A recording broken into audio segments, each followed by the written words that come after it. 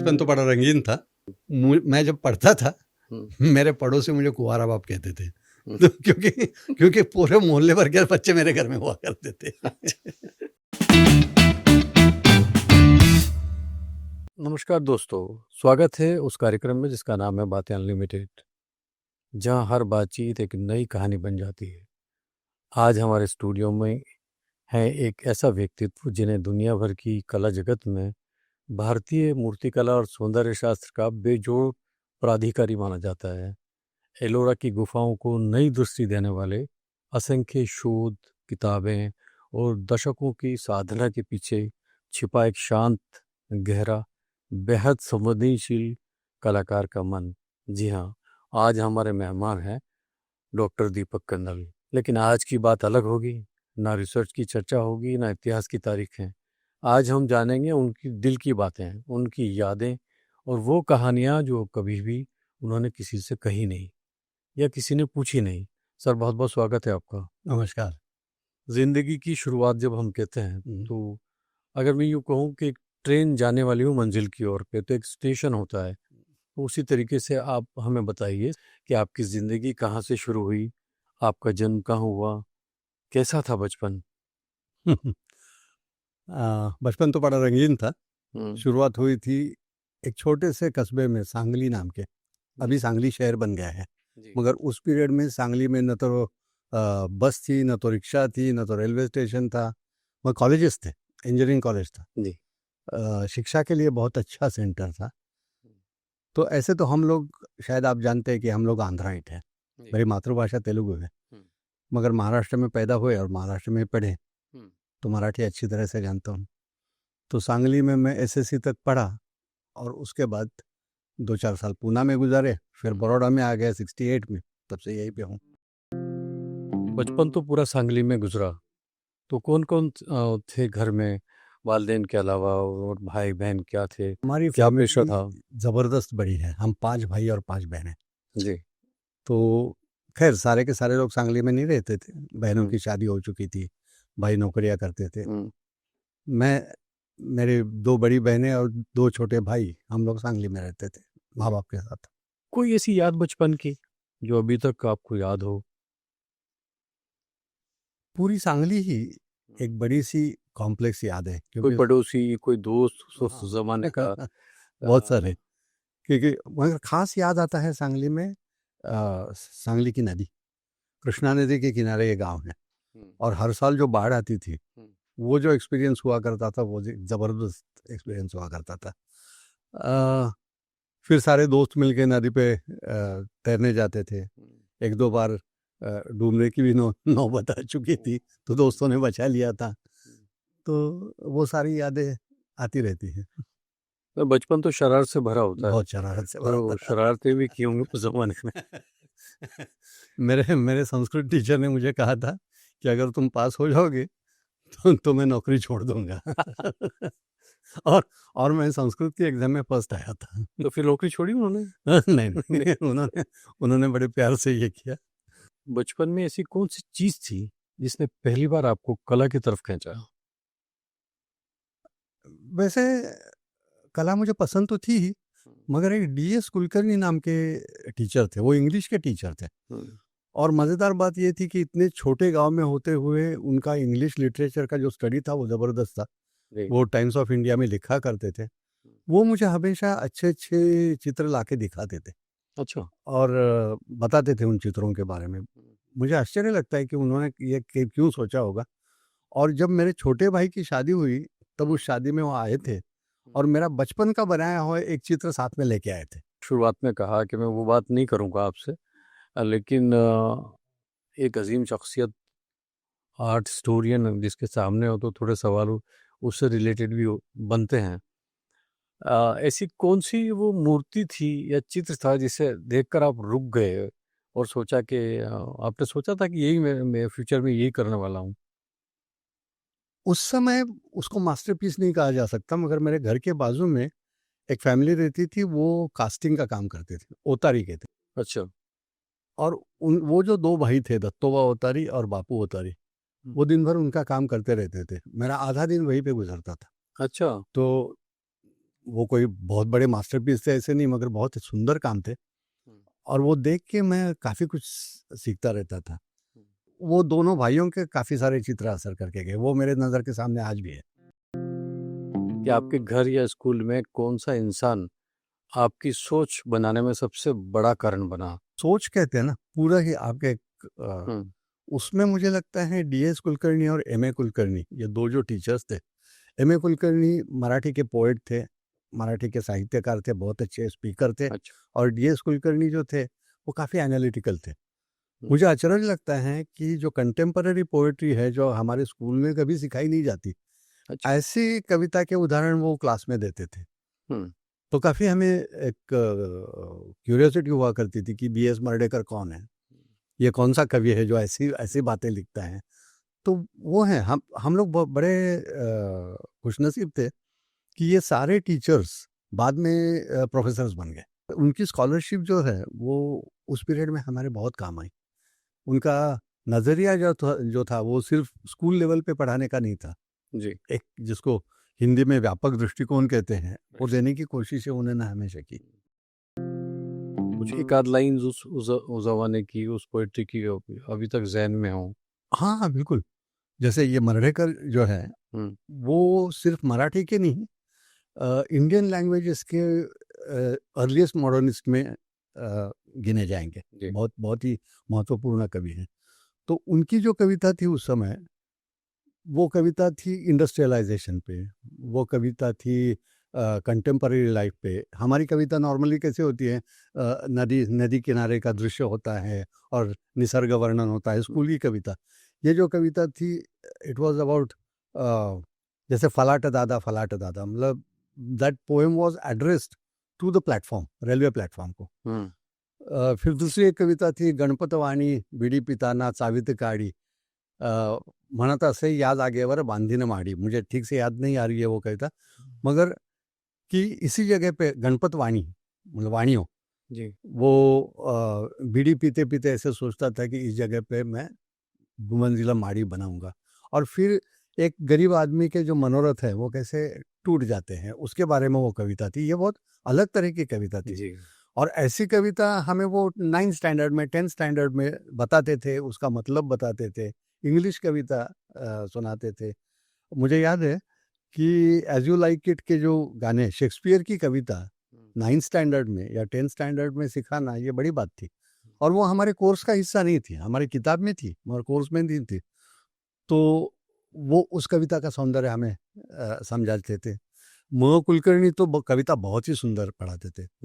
तो मुझे लगता है कविता का जो एक ऑब्सेशन आ गया ना, मतलब कविता जिंदगी भर का साथी बन गई। इन लोगों ने जो कविता जिस तरह से पढ़ाई कि आज भी, मतलब मुझे लगता है कि सिंस लास्ट 50, 70, 60 ईयर्स मैं कविता बहुत चाव से पढ़ता हूँ, याद रखता हूँ। लिखते भी हैं? जैसे कोई भी जवान आदमी लिखता है, उस उम्र में लिखी थी। बाद में पता चला कि ये अपना काम नहीं है। कुछ पब्लिश भी हुई थी। लेकिन एक आध कुछ कविता उस जवान डॉक्टर दीपक कर्नल की 2-3 लाइन। वाट नाही बघितली कधी कोणाची, कधी नाही मन हुरहुरले, तरीही आज या कातरवेळी डोळ्यातून असे अश्रू का झरले। मतलब ऐसा है, कभी ऐसा तो कभी किसी की राह नहीं देखी थी, कभी किसी के लिए दिल धड़का नहीं था, फिर भी आज इस शाम को आंख में से आंसू क्यों टपके। कविता ये आदमी की ज़रूरत होती है। मेरा एक दोस्त था, अभी है नहीं, प्रताप मांडे, शायद आप जानते भी हैं जी। वो बहुत सुंदर कविता लिखता था और उसके लिए कविता ज़रूरत थी, वो कविता के बिना रह नहीं सकता। मेरा ऐसे नहीं था, मेरे लिए शौक था, मैं लिखता था, नहीं लिखूं तो भी कोई फ़र्क नहीं पड़ता था जी। और ये मुझे बार बार महसूस हुआ है कि मैं शिल्पकार भी हूँ, मैं स्कल्प्टर भी हूँ। कई दिनों से मैंने बहुत स्कल्पचर नहीं किया है, साल में एक आध बार मैं एक आध स्कल्पचर कर लेता हूँ, फिर भी मेरा दम नहीं घुटता। अब मेरे कुछ दोस्त ऐसे थे, एक लतिका कट नाम की मेरी क्लासमेट थी, वो अगर 8-10 दिन काम न करे तो उसका लिटरली दम घुटता था, वो काम के बिना रह नहीं सकती थी। जी। मुझे ऐसा लगता है कि कविता हो या स्कल्पचर हो, मैंने अच्छा काम किया है, मुझे कई सारे अवार्ड्स भी मिले हैं, नेशनल लेवल के अवार्ड्स भी मिले हैं, मगर फिर भी मुझे ऐसे नहीं लगता है कि स्कल्पचर के बिना मैं जी नहीं जी सकता। नहीं सकते। कविता आपकी वो एक वही सहायक बन गई। शब्द निकलते हैं दिल से तो कहीं ना कहीं कोई चीज अच्छी या बुरी लगती होगी तब होता हो। हाँ, वो तो है। ऐसे तो पता नहीं लोग कैसे लिखते हैं मालूम नहीं, मगर खींचातानी करके तो कविता निकलती नहीं है। कुछ अंदर से महसूस होता है तभी निकलती है। शायद इन लोगों को जरा ज्यादा महसूस होता होगा, पता नहीं। नहीं, लेकिन मैं वही जानने की कोशिश कर रहा हूँ ना कि वो क्या था या कौन थी या कौन था जिसके लिए वो लाइनें निकलती थी कर्नल साहब की उस जमाने में। उस उम्र में एक नाम दे सकते हैं क्या? लेकिन मुझे ऐसा लगता है कि जब कविता लिखता है आदमी तो सब अच्छा अच्छा होता है तब तो कविता नहीं निकलती। किसी नहीं, एक इंतजार हुआ होते था कि उस पीरियड में मेरी जो धर्मपत्नी बनी बाद में, हम्म, वो हमारा कोर्टिंग चलता था, और आर्थिक परिस्थिति में जमीन आसमान का फेर होने की वजह से कुछ गुंजाइश दिखाई नहीं दे रही थी। जी। तो थोड़ा बहुत तो निकलता ही रहता है। मतलब हालात की वजह से शब्दों को वो शब्द तैयार होते हैं और कविता की शक्ल में मुझे लगता है हाँ, बन जाते वैसे है। हैं। कभी मगर फिर भी ये है ना, जैसे अगर मैं एक आर्ट टीचर हूँ तो मैं जानता हूँ कि हर बार कविता हो या कोई भी आर्ट वर्क हो, वो इमोशंस का ही प्रोडक्ट हो ये ज़रूरी नहीं है। कभी कभी वो विचारों का भी प्रोडक्ट हो सकता है। जैसे मर्डेकर साहब की कविता जो है, राइट। वो वैचारिक कविता है, वो विचारों में से पैदा हुई है। कुछ लोग ऐसे हैं जिनकी कविता इमोशंस में से, भावनाओं से पैदा होती है। आपको क्या कभी ऐसा लगा कि जो रास्ता आपने चुना है वो बहुत मुश्किल है और शायद छोड़ देना चाहिए? हाँ, मुश्किल तो था ही, छोड़ देना चाहिए ऐसे नहीं लगा, क्योंकि ऐसे भी घर छोड़ के आया था। मुझे तो फाइन आर्ट्स ही करना था। मैं साइंस पढ़ता था, अच्छा स्टूडेंट था मैं, मार्क्स मेरे अच्छे थे एसएससी में। मगर मैंने खुद चुना हुआ रास्ता था, और मेरे बाकी 4 भाई हैं, तो घर की चिंता नहीं थी मेरे बिना। वो सब आपसे बड़े हैं? 2 छोटे 2 बड़े। अच्छा। तो घर मेरे बिना अटकने वाला नहीं था, इसलिए मुझे कोई चिंता नहीं थी। तो जो जो करना है खुद ही करना है। तो आर्ट से जो लोग जुड़ते हैं वो विद्रोही टाइप के होते हैं और थोड़ी फिक्र छोड़ते हैं तो आर्टिस्ट बनता है। आप क्या मानते हैं? एक है कि आर्ट का नेचर अब बदलने लगा है। मुझे लगता है 20वीं शताब्दी की कला जो थी और 21 की शताब्दी की जो कला है वो बहुत अलग है। आर्ट मार्केट अलग है। तो एक ब्लैंकेट स्टेटमेंट करना अब मुश्किल है। तो लेकिन उस जमाने में जब आपका उस जमाने में ये रोमांस था। आप तो पेरेंट्स तो मतलब अगर मैं मैं कहूँ कि मैं संगीत सीखना चाहता हूँ तो खफा हो जाते थे कि ये थोड़ी आपको फ्यूचर बनाएगा, या आर्ट में आप जाना चाहते हैं फाइन आर्ट्स में तो फाइन आर्ट्स का अभी इतना कमर्शलाइजेशन हुआ और आज हाँ, फाइन तब आर्ट्स तो आर्ट मार्केट था ही नहीं। उस वक्त तो कुछ नहीं था आई थिंक। एक्चुअली मेरे आर्ट हिस्ट्री करने का कारण वही था कि मैं जब पास आउट हुआ तो मुझे अवार्ड्स तो काफ़ी मिले थे। मैं स्कल्पचर्स फोरम ऑफ इंडिया का जॉइंट सेक्रेटरी था उसी उम्र में, जी। मगर स्कल्पचर बिकते नहीं थे। तो और वो स्कल्पचर बेचने का ये मुझे अंदाज मुझे मालूम नहीं था। तो मुझे नौकरी चाहिए थी, कोई भी नौकरी चाहिए थी। तो आर्ट हिस्ट्री डिपार्टमेंट में मेरे आर्ट हिस्ट्री सब्जेक्ट अच्छा था, फोटोग्राफी जानता था। तो परिमू सर ने पूछा कि आर्काइविस्ट की नौकरी करोगे? तो मैंने लपक ली वो फौरन में। तो फिर बाद में परिमू सर ने इंसिस्ट किया कि आर्ट हिस्ट्री एमए भी करो, पीएचडी भी करो। बाकी आर्ट हिस्ट्री ये मेरा फर्स्ट चॉइस नहीं था, मेरा फर्स्ट चॉइस कल्चर ही था। अच्छा।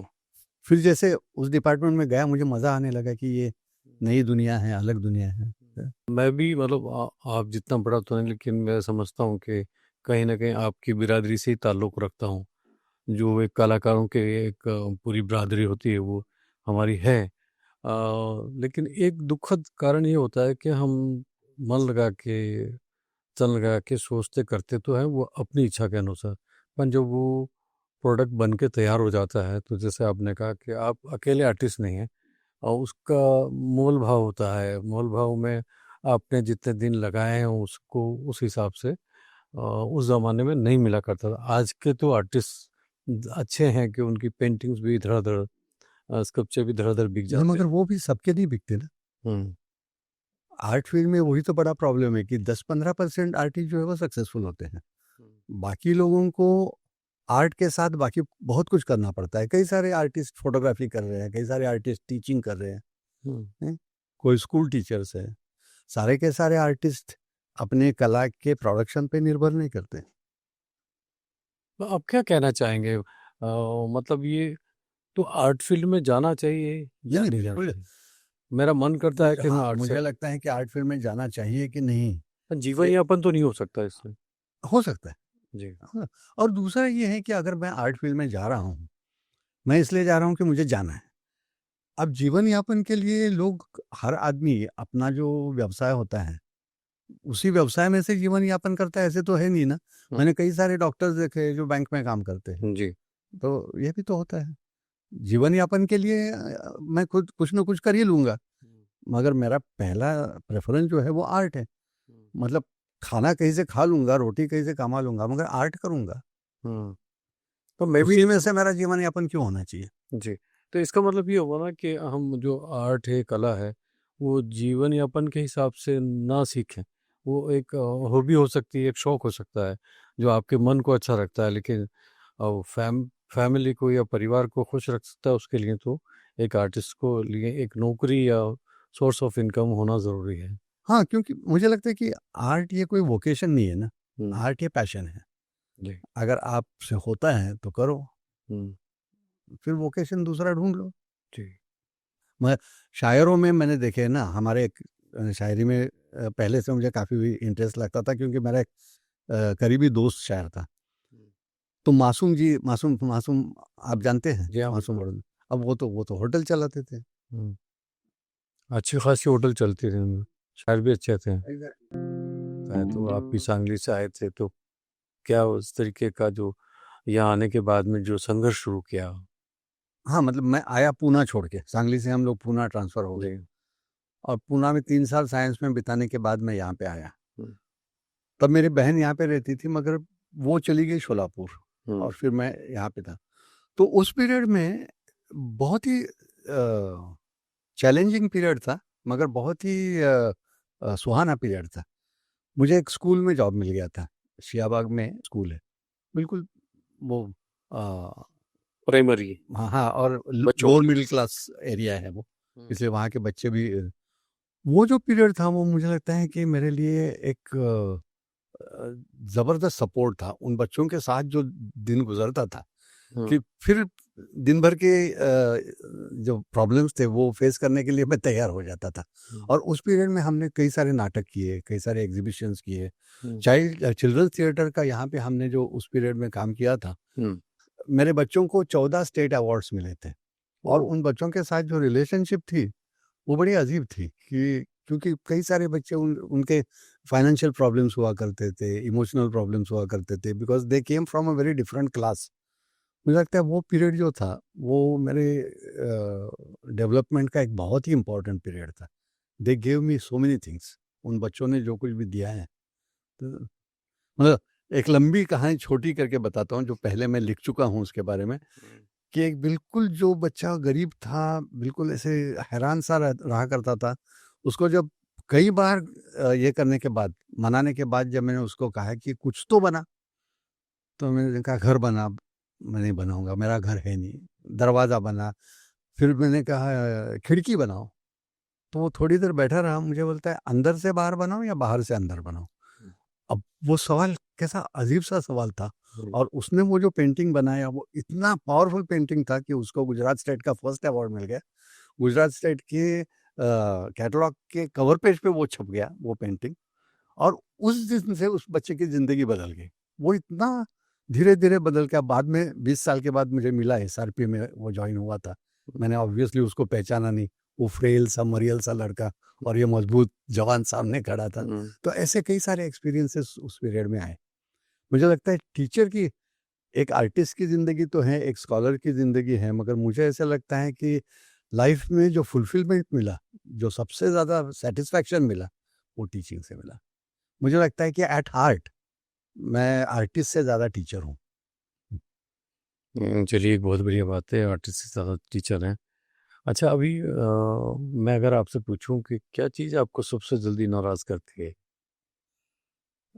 झूठ, मुझे लगता है वो तो सबको ही करता है। मतलब नाराज की बात, दुखी करने वाली बातें फिर अलग होती है ना, कि दोस्तों का साथ ना होना, ये भी तो दुखी होने की बहुत बात। अकेलापन काफी दुखी करता है। अकेलापन। तो कोई चीज़ ऐसी भी होती होगी कि जब आदमी नाराज होता है तो कोई चीज़ ऐसी भी होती है जो आपको तुरंत पिघला देती हो? किसी का चेहरा ऐसा नज़र में आ गया, या जिस पे आप नाराज़ हो रहे हैं वो मुस्कुरा गया। जैसे भी आप बच्चों के साथ काम कर चुके हैं तो नाराज़गी और पिघलाना तो चलता रहा मतलब होगा। क्लोज फ्रेंड्स ये एक, और दूसरा बच्चे, मेरे और दूसरों को भी। मैं जब पढ़ता था, मेरे पड़ोसी मुझे कुंवारा बाप कहते थे, तो क्योंकि पूरे मोहल्ले भर के बच्चे मेरे घर में हुआ करते थे। तो हँसना भी सिखाया उन लोगों ने, जीना भी सिखाया। मैं उस पीरियड में काफी प्रॉब्लम्स कोई थे। बच्चा ऐसा जो आपको याद रह गया उपेंद्र के अलावा? अभी भी मतलब ये सारे बच्चे जो हैं, हम्म, जो मेरे घर में बड़े पले हैं, मतलब मैंने उनको लिटरली गोद में खिलाया जब मैं बैचलर था। वो अभी बड़े हो गए हैं, उनमें से कोई इंजीनियर सही है, मगर उन सारा के सारे बच्चों के साथ आज भी मेरे वही ताल्लुकात हैं। अच्छा। बिल्कुल, मतलब उनमें से कई सारे बच्चे बाहर हैं, मगर अभी अभी मतलब मैं फ़ोन दिखाऊं तो उसमें कम से कम 10 बच्चे ऐसे हैं कि जिनका रोज मेरे साथ चैटिंग चलता है। तो चलिए, बहुत अच्छी बात है कि आप ऐसा भी मौका आया कि कुंवारे बाप फिल्म आई थी महमूद साहब की। उसी पर से मुझे चिढ़ाया उसी पर करते से। थे। उनमें से 1-2 बच्चे तो ऐसे थे कि उनके माँ-बाप से भी ज़्यादा उनका लगाव मेरे साथ था। वो अगर मैं चला जाऊँ पूना तो वो रोते थे। मगर अगर अगर उसकी माँ या उसका बाप अगर बाहर गाँव जा रहे हैं तो उसको कोई फ़र्क नहीं पड़ता था, क्योंकि वो मेरे वहाँ रहता था। हर एक आदमी की ज़िंदगी में कुछ सवाल होते हैं। सबको लगता है कि ये डॉक्टर दीपक कर्नल बहुत खुश होगा, बहुत अच्छे होंगे। लेकिन हम तारीफ़ें तो सुनते हैं उनकी, लेकिन अंदर से एक सवाल आता है कि अभी मैं हूँ या नहीं हूँ, या था या नहीं? तो वो क्या सवाल है? मैंने जो कहा ना, मतलब बहुत प्रॉम्प्टली जवाब दे रहा हूँ, क्योंकि ये मुझे सताता रहता है ये बार-बार, कि जैसे करियर्स बदलते गए, रहन-सहन का ढंग बदलता गया, कि एग्ज़ैक्टली क्या ढूँढ रहा था मैं? मतलब मुझे बड़ा आश्चर्य लगता है कि कुछ लोगों को बहुत कम उम्र में पता चल जाता है कि ज़िंदगी में से उसको क्या चाहिए। मुझे आज तक पता नहीं चला। मतलब at the age age of 76 मुझे ऐसा लगता है कि जो मैंने पाया वही मुझे चाहिए था, कि मुझे कुछ और करना था। तो आई एम नॉट श्योर कि जो मैंने किया है वही मुझे करना था।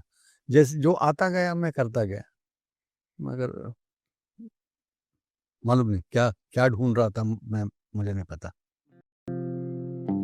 कुछ बनना चाहते हैं, अब ख़्याल आता है? पूछा जाए हुँ, कि क्या बनना चाहते हो, तो हुँ। गायक बनना चाहूँगा। गायक बनना चाहेंगे।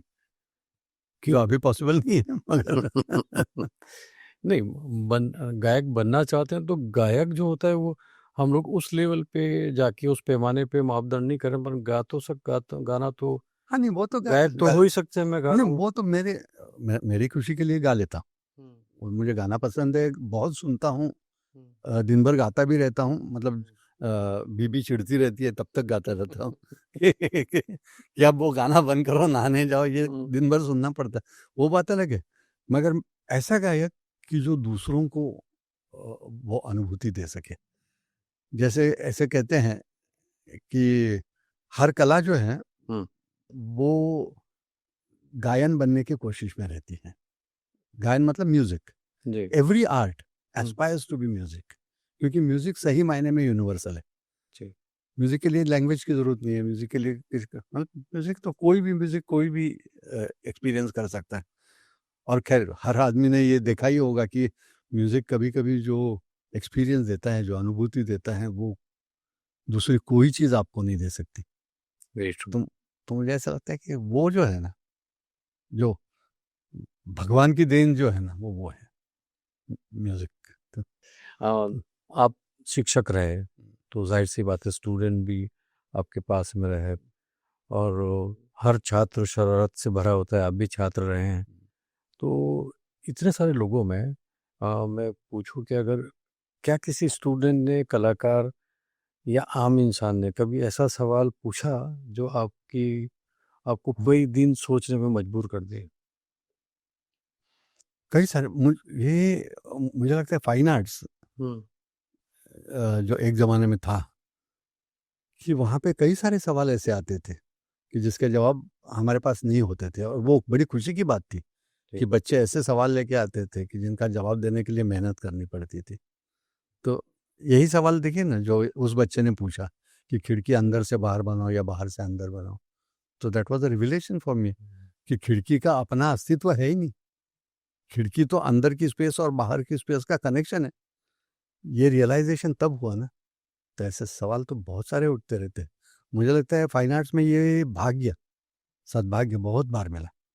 बच्चों ने बहुत सुंदर-सुंदर सवाल पूछे। इनफैक्ट मैं भी सीख गया अभी। मैं भी एक छोटा सा एक फोटोग्राफर हूँ जो, मगर ये खिड़की के इस साइड से देखना और उस साइड से देखना, ये आपके उस छात्र ने मुझे भी सिखाया कि ये और भी कैनवस और भी हैं, ये अकेला नहीं है जो हम देखते आए हैं। अच्छा, सफलता की अपन सब बात करते हैं, मगर अगर मैं पूछूं आपकी लाइफ में फेल्योर का सबसे बड़ा लेसन क्या था? फेल्योर तो बहुत देखा। एक्चुअली हुआ क्या, मुझे फाइन आर्ट्स ही करना था, और जैसे मेरे पिताजी पुलिस में थे, तो वो ऐसे कि बड़ा बड़ा बेटा इंजीनियर बना, दूसरा आर्किटेक्ट, ये दोनों बन गए। उन्होंने डिसाइड किया था तीसरा डॉक्टर बनेगा, चौथा वो चौथे का ध्यान बहुत पढ़ाई में नहीं था, तो उसको उन्होंने थोड़ा कंसेशन दिया था कि ठीक है तुम देख लो। वो डिप्लोमा करता था इंजीनियर, और छोटा वकील बनेगा, बच्चों का है। तो वैसे बना नहीं पाता, लगे जो बड़े दो थे वो बन गए। तो मुझे तो डॉक्टर वॉक्टर बनना था ही नहीं। तो उसके बाद जो फेल्योर आता गया, क्योंकि मैं कंटिन्यूसली फेल होता रहा, और हमारे घर में कभी कोई फेल नहीं हुआ। मैं फर्स्ट भी आया था कई बार, और फेल भी मैं ही हुआ। तो वो जो 3-4 साल का फेल्योर था वो अजीब था, मतलब क्योंकि फिर उस पीरियड में मैं एक होटल चलाता था, फिर सॉ मिल में नौकरी करता था, कोई एक पब्लिकेशन था वहाँ पे क्लर्क का जॉब करता था, घर से पूरा अलग हो चुका था, ठोकरें खाता था। तो वो पीरियड काफ़ी डिप्रेसिंग था, और एक पीरियड ऐसे लगा कि अब बस ऐसे ही ज़िंदगी काटनी है, कुछ होने वाला है नहीं। फिर घर छोड़ के भागना ज़रूरी हो गया। मुझे लगता है कि वो जो उस पीरियड में एक डिसिप्लिन है वो तोड़ के जो कुछ काम करते हैं, वो कई बार शरारत होती है। कई बार जो होती है वो शरारत नहीं होती है, वो मजबूरी होती है। और जब फेल्योर चलता रहता है, तब आप जो डिसिप्लिन तोड़ते हैं वो मजबूरी से तोड़ते हैं, और उसमें से डिप्रेशन के बिना आपको कुछ नहीं मिलता। शरारत से आपको खुशी मिलती है। जी। तो एक एक एक रूल तोड़ने का जो ये होता है, मस्ती जो है वो मिलती है। इसमें खुशी तो मिलती नहीं है ना। और ऐसे जब लगता है कि इसमें से बाहर निकलने का अब कोई रास्ता है ही नहीं, मुझे लगता है कि जिस आदमी के पास विचार है, जिस आदमी के पास पढ़ने की औकात है, जो आदमी पढ़ा लिखा है, उसके लिए वो ज़्यादा फ्रस्ट्रेटिंग होता है। दोज़ 3 इयर्स फेल्योर जो था वो विचित्र था। काफ़ी उतार चढ़ाव ज़िंदगी में आपके रहे हैं कर्नल साहब। बातचीत को आगे बढ़ाएं, क्या कोई ऐसी किताब, संगीत या जगह है जिससे आपकी आत्मा जुड़ी हुई है? संगीत है, बिल्कुल। किताबें बहुत सारी है, एक किताब कहना मुश्किल होगा, मगर किताबें भी बहुत सारी हैं, बहुत सारा संगीत है। जैसे कम से कम 10-12 ऐसे म्यूज़िकल परफॉर्मेंसेस हो गए, जो दिमाग में ऐसे ठसे हुए हैं।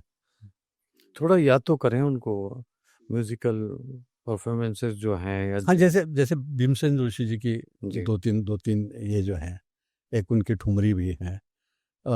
या तो कुमार गंधर्व के जो निर्गुणी भजन हैं।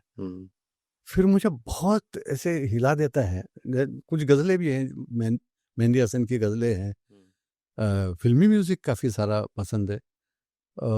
मगर एक चीज़ जो है वो कभी कुछ अजीब-सा ये देती है कि हरिप्रसाद जी का और किशोर अमनकर का एक भैरवी का जुगलबंदी। जी। और बाबुल मोरा, आप कभी सुनिए, हाँ, बाबुल मोरा है। भयंकर है। सुगम संगीत में किस कलाकार को ज़्यादा प्रीफर करते हैं आवाज़ में?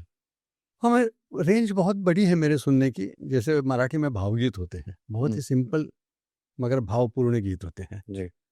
फिर गज़लें मुझे बहुत पसंद है, नज़में पसंद है कि जैसे जैसे मैंने कहा कि मेहंदी हसन तो बहुत पसंद है, मगर जगजीत भी बहुत पसंद है कि उनकी जो बिल्कुल सिंपल, अभी के नहीं, जो शुरुआत की है, जी। जो था ना, बात निकलेगी तो फिर दूर तलक जाएगी,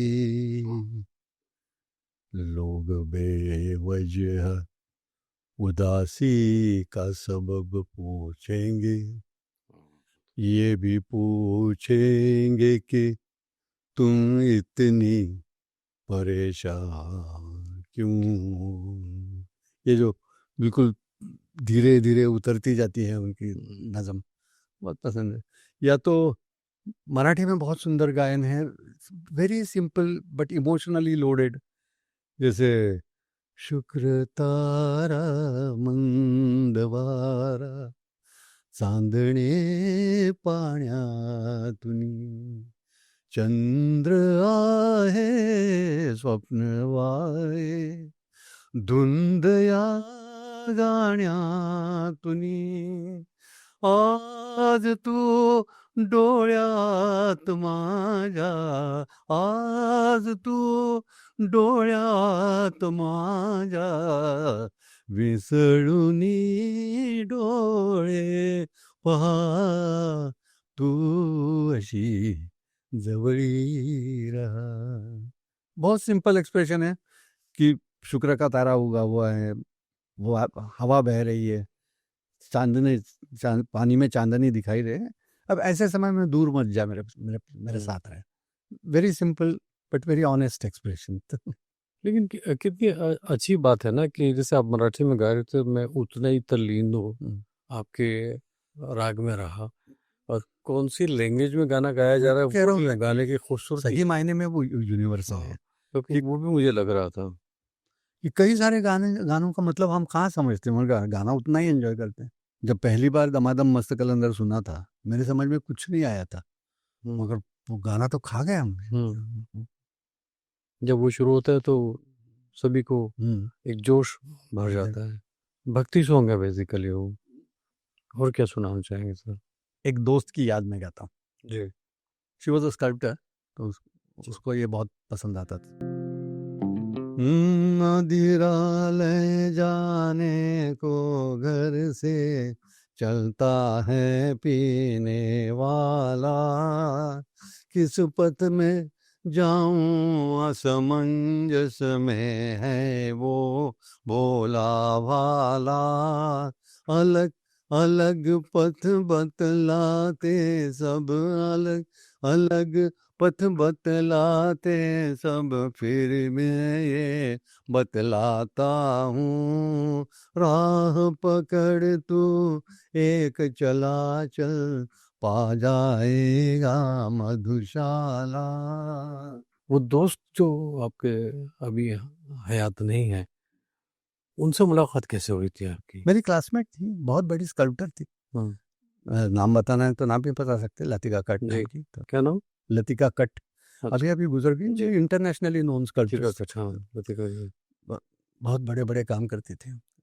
तो ऐसे गाने के सब्जेक्ट निकला तो ये मतलब कौन से गाने पसंद है, उसमें ये याद आ गया कि ये उसको बहुत पसंद था।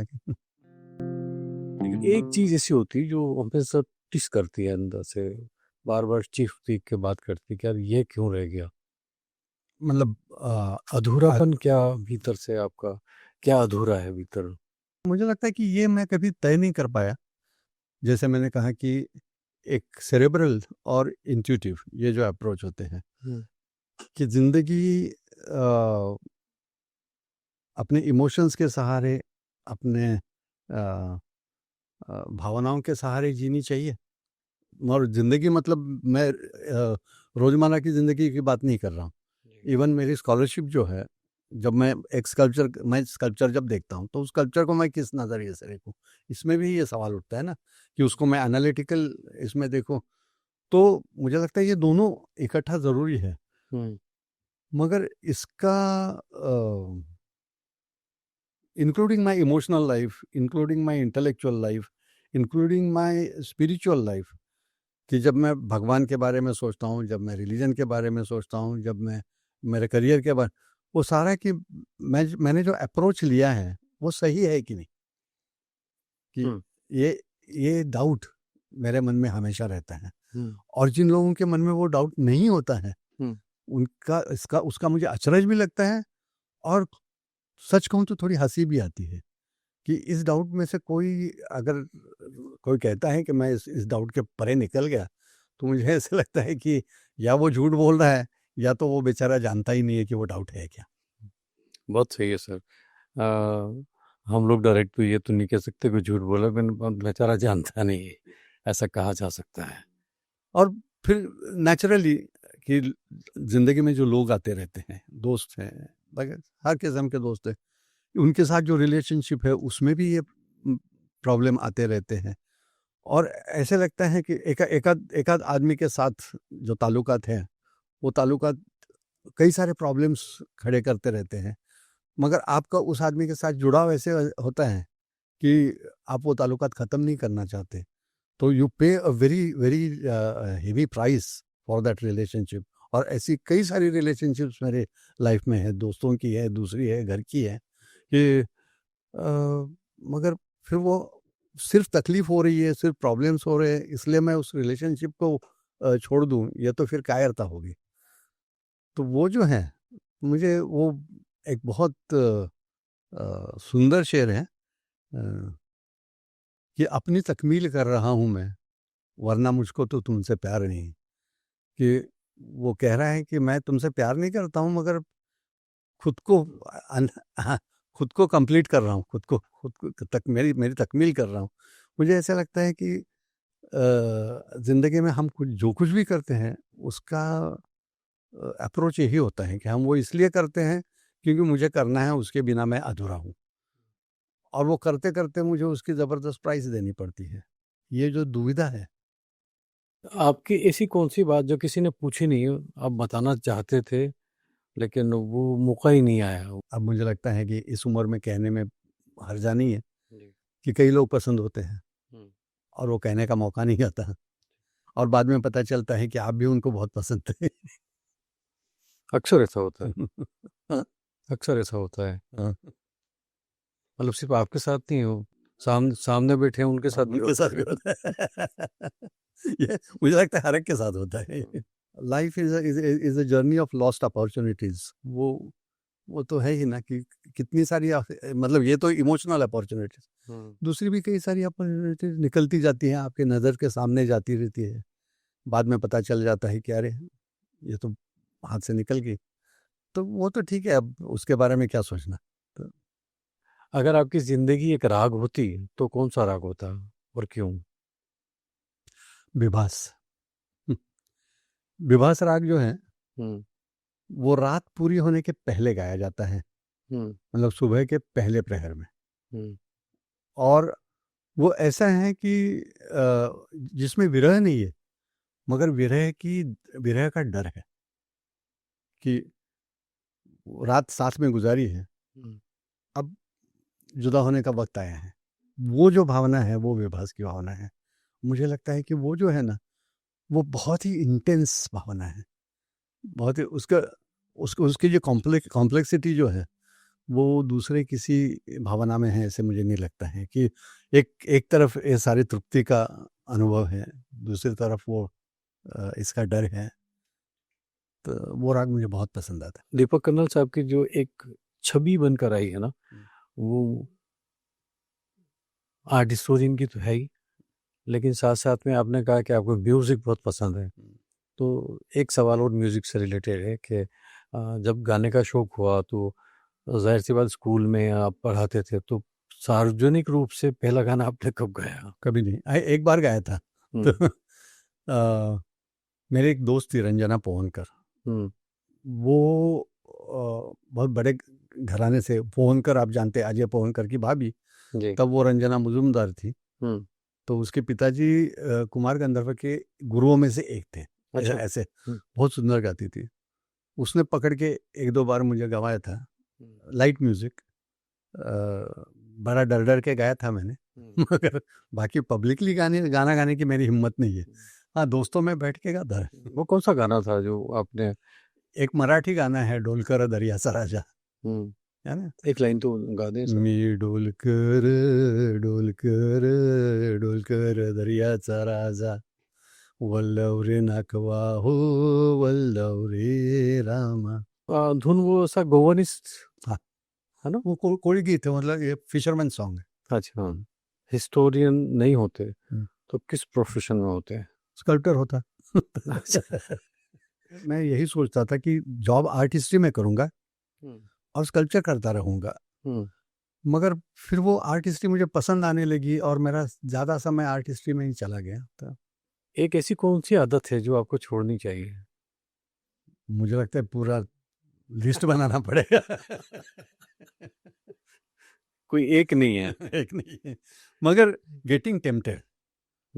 मैं बहुत आसानी से लालच में आ जाता हूँ। लालच मतलब पैसे वैसे की लालच नहीं, वो मुझे बिल्कुल नहीं है। मुझे that I can say very confidently कि मुझे 11 साल पेंशन नहीं मिलती थी, मैंने उसके लिए कभी बॉदर भी नहीं किया। तो पैसे के वो दूसरी कई सारी चीज़ों की जो लालच है ना, लोगों की लालच, या तो कुछ इमोशंस की लालच, मोह होता है ना, मोह छूटता नहीं है। एलोरा के जो स्कल्पचर्स हैं उसमें से किसी एक कैरेक्टर के साथ एक दिन लाइफ एक्सचेंज करनी पड़े तो वो कौन सा इसमें? रावण शेकिंग कैलाश नाम का वहाँ पे एक स्कल्पचर। अच्छा, वो क्यों? अरे आप कभी देखिए, मुझे लगता है कि दुनिया के जो ग्रेटेस्ट स्कल्पचर्स हैं आज तक बने हुए पूरी हिस्ट्री में, उसमें उस स्कल्पचर का ये करना पड़ेगा। वो करीब 16-17 फुट का स्कल्पचर है वो। रावण कैलाश को हिला रहे हैं और शिव और पार्वती ऊपर बैठे हुए हैं जी। तो और वो उन दोनों का जो एक दूसरे के साथ इमोशनल बॉन्ड जो है, शिव जिस तरह से पूरा वो एक ऐसा एक पूरा नाटक है, एक पूरा ड्रामा उन्होंने एक ही स्कल्पचर में जो खड़ा किया है। आप कभी देख लीजिए। मुझे ऐसा लगता है कि जिन लोगों को कला में इंटरेस्ट है, भारतीय कला में नहीं, इन जनरल कला में, उनको वो स्कल्पचर तो देखना ही चाहिए। It's one of the greatest masterpieces. आपकी जो फेवरेट शरारत क्या थी? मैं और मांडे और तीसरा एक हमारा दोस्त था प्रदीप बाबर। हम लोग कॉलेज बंक करके, उस समय कॉलेज बहुत बंक करते थे। हमारे टीचर्स तो हमसे, मतलब I was never consider to be a good student. मेरा कोई भी टीचर ये नहीं कहेगा कि ये बहुत अच्छा स्टूडेंट था। हम लोग अलग अलग दुकानों में जाके उनको पहले से प्लान करते थे कि इसको किस तरह से सताया जाए। मतलब कई सारे थे, एक छोटी सी बताता हूँ, सबसे छोटी जो है कि वो गुल्लक बेचते हैं, मिट्टी की गुल्लक।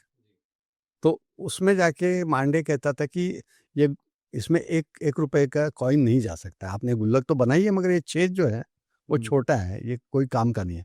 तो बोलते नहीं साहब ठीक है, तो वो जेब में से रुपए का कॉइन निकाल के उसमें डालेगा। तो और बोलेगा अरे वाह गया। तो बोलते कि वो कॉइन मेरा दे दो वापस, क्योंकि मेरे पास गुल्लक लेने के पैसे नहीं है। तो वो कॉइन कैसे देगा? तो वो बोलता था कि अरे तो फिर गुल्लक आप ले लो। तो बोलते गुल्लक लेने के पैसे किसके पास है? तो फिर ये फोड़ के दे दो या तो दूसरा दे दो। तो बोलते दूसरा कैसे दूं, ये कॉइन तो मैं थोड़े ही निकाल सकता हूँ। तो बोलते जो आएगा उसको बोलना ना कि हिला के दिखाओ कि अंदर 1 रुपए है, तो 1 रुपए की गुल्लक और 1 रुपए कॉइन, 2 रुपए की। ऐसे इस तरह के हमारे आर्ग्यूमेंट चलते रहते थे। और फिर वो ड्राई फ्रूट्स के दुकान में जाके इसके ऐसे हम नया नया प्लान करके जाते थे। क्या करते थे आप? ड्राई फ्रूट टेस्ट चखते थे वो सब? नहीं ड्राई फ्रूट वो भी मांडे का ये था कि मतलब वो भाव पूछ के फिर एक बादाम खरीदना है, या तो अलकापुरी में किसी बंगले में जाके, मतलब मैं जाके बता देता था कि हम फाइन आर्ट्स के स्टूडेंट्स हैं और आपका बंगला बहुत ही सुंदर है, हम आर्किटेक्चर भी स्टडी करते हैं, देखना चाहेंगे, देख पाएंगे? तो बेचारा तो खुश हो जाता था। फिर हम अंदर जाके पहले बहुत तारीफ करते थे, फिर शुरू कर देते थे क्रिटिसिज्म कि ये यहाँ क्यों रखा है। और फिर वो बाद में जाके बहुत ही क्रूएल हो जाता था कि घर में अगर फोटो बनी है, हाँ। लगी है, हाँ। तो नेचुरली उसके पिताजी की या तो दादा बोलती ये फोटो क्यों लगी, कितनी गंदी लग रही है, इसको यहाँ से हटा। तो finally they used to throw us out. गुस्सा कब आता है आपको? गुस्सा बहुत आता है, और पहले तो बहुत ही आता था।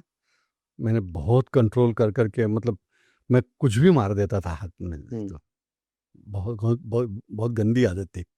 वही जो मेरी क्लासमेट थी उसको मैंने हथौड़ा फेंक के मारा था, तो वो बच गई, नहीं तो मारी जाती उस दिन। तो ये सर ऐसे जैसे जल्दी गुस्सा आता है तो अभी नहीं आता। अब नहीं आता। अगर आपको किसी भी 3 कलाकारों को डिनर पे बुलाना हो, वो जिंदा हो या नहीं, तो कौन होंगे? नाम चाहिए सर। हाँ, वही डिनर पे बुलाना, ये जो है कि अब van Gogh, I I have great regards for मगर मैं उसको डिनर पे नहीं बुलाऊंगा, क्योंकि मतलब पता नहीं वो उसके साथ डिनर करना ये कि कैसा, कि या तो मूंख जैसा कोई कलाकार है, वो अगर डिनर पे आ जाए तो मेरी रात खराब करके चला जाएगा, या तो रात क्या, मेरा पूरा महीना खराब करके चला जाएगा, क्योंकि उनके जो वेदना है उनके काम में। तो डिनर के लिए बुलाना है तो थोड़ा खुश मिजाजी आदमी होना चाहिए ना, तो पिकासो को बुलाऊंगा। तो या तो मेरे ये जो स्कल्पटर है जिसने ये रावण शेकिंग कैलाश बनाए हैं, या तो उसको बुलाऊंगा, या तो और पहाड़ी पेंटर्स हैं। अच्छा। उन पेंटर्स में से किसी को बुलाऊंगा। पहाड़, मुझे लगता है जिसने गीत गोविंद बनाए, पहाड़ी गीत गोविंद, उसको बुलाऊंगा। ऐसी कोई चीज जो लोग समझते हैं कि भाई आपकी जो पर्सनैलिटी है उसको उसमें गलत है? मेरी पर्सनैलिटी थोड़ी अजीब है। एक चीज़ के बारे में डाउट नहीं है, मेरे दोस्तों को, दुश्मनों को नहीं कहूँगा क्योंकि दुश्मन तो वैसे है नहीं मेरे पास, मगर मेरे क्रिटिक्स जो हैं उनको, कि I am a very devoted committed teacher. इस मामले में मुझे नहीं लगता किसी को भी शक है। एक गाना जो आपका मूड तुरंत बदलता हो, ऐसा कोई गाना है? हाँ, वो ओपी नैयर के जितने भी हैं, हम लोग सारे भाई जब इकट्ठे, मेरे भाई बहुत अच्छा गाते हैं, मैं तो ठीक है, तो नॉर्मली पार्टी की शुरुआत जो होती है वो ओपी नैयर के गाने से ही होती है। वो जैसे नहीं है,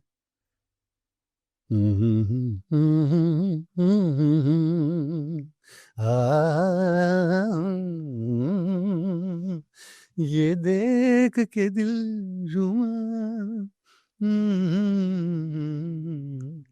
किसी का भी मूड बदल जाता है। अच्छा सर, आपके हिसाब से आर्ट को समझने के लिए ज्यादा जरूरी क्या है, दिमाग, दिल या धैर्य? थियरी तो नहीं। थियरी आर्ट के पहले कभी पैदा नहीं होती। कोई भी आर्टिस्ट थियरी समझ के आर्ट नहीं बनाता। आर्ट देख के थियरी बनती है ना। मुझे ऐसा लगता है कि सेंस करने के लिए दिल और समझने के लिए दिमाग, ये दोनों ज़रूरी है। मुझे लगता है कि ये प्रोसेस जो है ना, शुरू हो जाती है दिल से और ख़त्म हो जाती है दिमाग पे। इवन वर्ड्सवर्थ जो कहता है ना कि poetry is a spontaneous overflow of powerful feelings, very true. वहाँ पे वो रुकता नहीं है, वो कहता है रिकलेक्टेड इन ट्रैंक्विलिटी। क्योंकि किसी को गाली देना ये भी तो पावरफुल फीलिंग है, वो आर्ट नहीं होती है ना। जी। कि वो पावरफुल फीलिंग जब हम इंटरनलाइज कर देते हैं, उसको समझते हैं और फिर ये करते, एक्सप्रेस करते हैं, तब वो आर्ट बनती है ना। एक लाइन में अपनी लाइफ डिस्क्राइब करनी पड़े तो वो लाइन क्या होगी?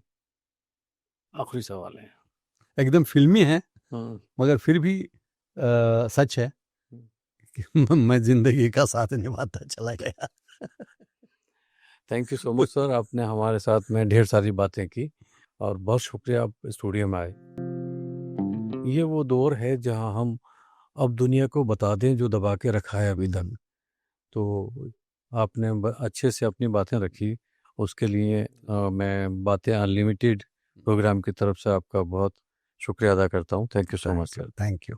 ये थे डॉक्टर दीपक कन्नल साहब, जो अपनी दिल की बात बेबाकी से रख रहे थे। अगले मेहमान के साथ हाजिर रहूँगा नई बातें लेके, नई दिल की बातें, उस कार्यक्रम में जिसका नाम है बातें अनलिमिटेड, जिंदगी की कहानियाँ। नमस्कार।